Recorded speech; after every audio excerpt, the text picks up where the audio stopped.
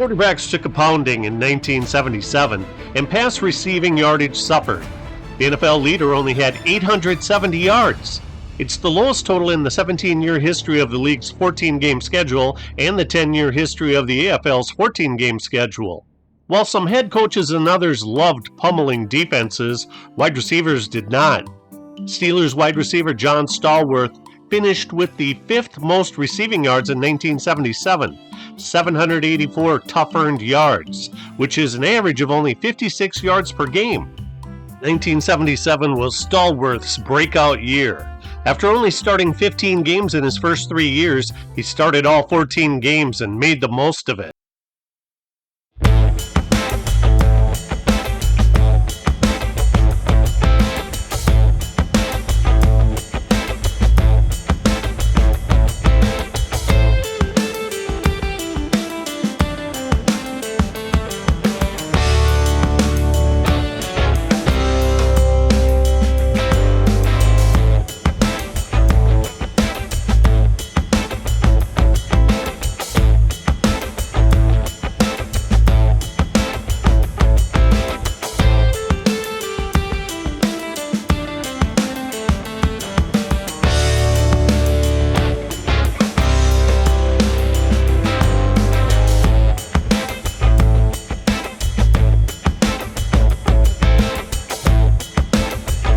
'77 was also the year of the dominating Orange Crush defense of Denver, which helped to keep passing yardage totals down, as well as stifling opposition's running games.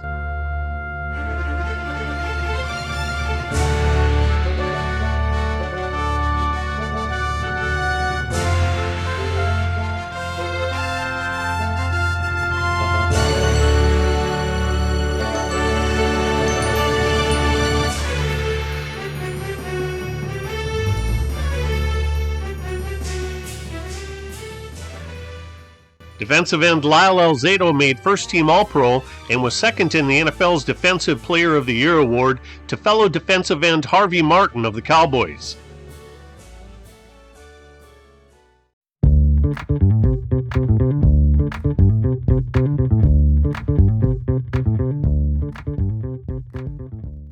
Lynn Swann was the other Steelers wide receiver, and he finished with 789 yards, fourth best in the NFL. Known for his graceful moves as a receiver, Swann also returned 9 punts in 1977. This is one of the final returns of his career. As a rookie in 1974, he led the NFL in punt return yardage.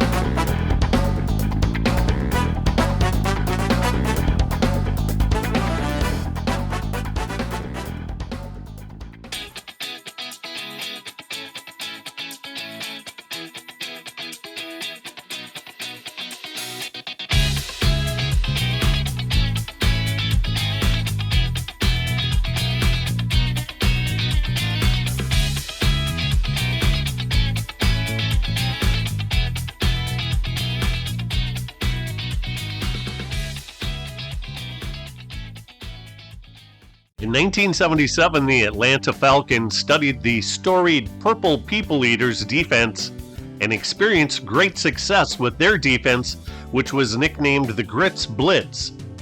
They set the 14-game NFL record for the least points allowed, which was an average of only 9.2 per game. They surrendered the least amount of passing yards in the NFL, an average of only 99 per game. They allowed only 9 passing touchdowns, while intercepting 26 passes. Like Denver, they ran a 3-down lineman and 4 linebacker defense.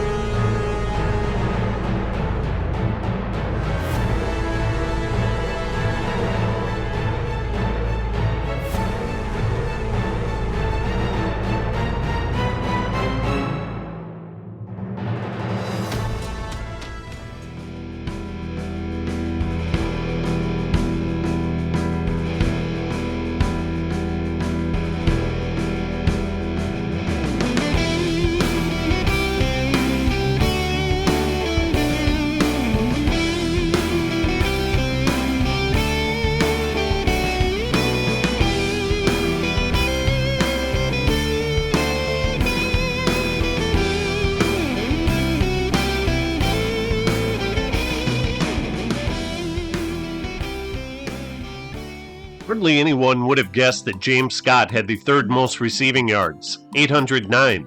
His 50 catches were second in the NFC to Ahmad Rashad, who would also lead the NFC in 1979. Rashad had the 12th most receiving yards in 1977, but he came up big in Week 14 with 8 grabs for a season-high 139 yards. Scott started his pro career with the Chicago Fire of the World Football League in 1974. He missed the entire 1975 season with an eye injury and was signed by the Bears as a free agent in 1976. In 1981, he signed a free agent contract with the CFL's Montreal Alouettes and became one of the few players to have played in those 3 professional leagues. The 1977 New England Patriots defense didn't boast a nickname, but they led the NFL with 58 sacks, which, according to StatMuse.com, is the 4th highest total in a 14-game schedule. The 3-4 defense was still relatively new in 1977, and opposing offenses were still trying to effectively utilize blocking schemes against it. Patriots' 3 down linemen of Julius Adams, Ray Sugar Bear Hamilton, and Tony McGee totaled 32.5 sacks. Patriots linebackers added another 20.5, which proved how effective a 3-4 defensive alignment can be in rushing the passer. 00 Ken Burrow of the Houston Oilers finished second with 816 yards. At 6'4", 215 pounds with blazing speed, he was incredibly difficult to cover. He scored 8 touchdowns on 43 catches in 1977, and in 1975 he led the NFL with 1,063 receiving yards. The Raiders were another of the 8 NFL teams that used the 3-4 defense as their primary formation. They were forced into it due to a rash of injuries to their defensive linemen in 1976.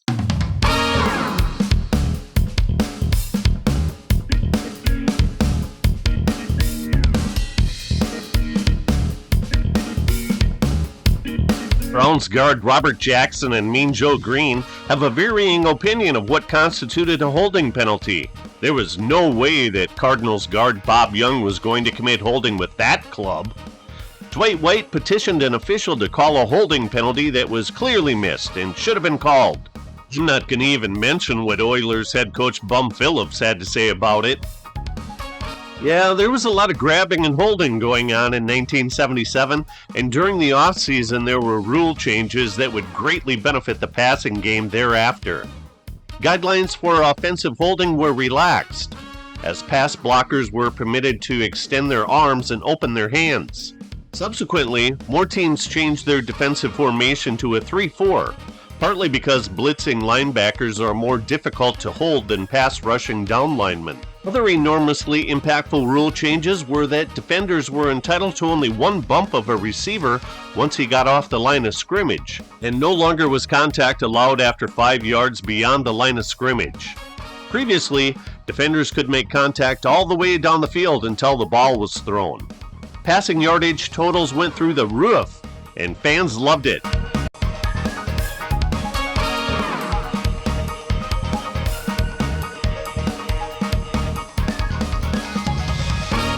Drew Pearson of the Cowboys is number 1 with 870 yards. Bullet Bob Hayes had been the Cowboys' big playmaking wide receiver, but Pearson took over that role in 1974.